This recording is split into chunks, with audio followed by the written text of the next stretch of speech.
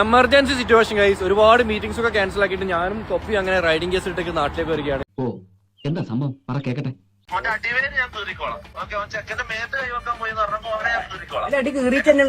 ഓടി ഓടി എന്താ സംഭവം എനിക്ക് മനസ്സിലാവുന്നില്ല.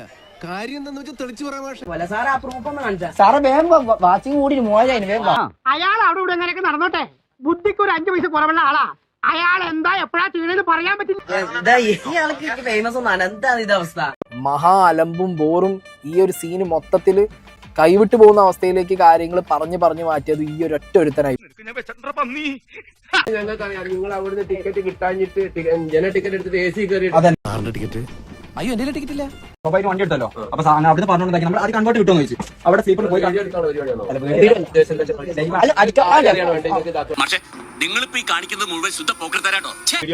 വീഡിയോ ഉണ്ടാക്കുന്നല്ല. നിങ്ങൾ ജനറൽ ടിക്കറ്റ് ആയിട്ട് ഇവിടെ സ്ലീപ്പറിൽ നിൽക്കുന്നത് നിങ്ങൾ വീഡിയോ എടുക്കണോ വേണ്ട, അല്ലെങ്കിൽ ഈ രാത്രി 12 മണി സമയത്ത് നിങ്ങളെ ഈ ട്രെയിനിൽ കയറിയിട്ട് AC-നകത്ത് കടക്കാനുള്ള ടിക്കറ്റ് നിങ്ങളെ കയ്യിലുണ്ടോ? ഏത് വായനാണാവോ കളി കണ്ടേ? കണ്ടറിയണം കോശി, നിനക്കെന്താ സംഭവിക്കാതെ.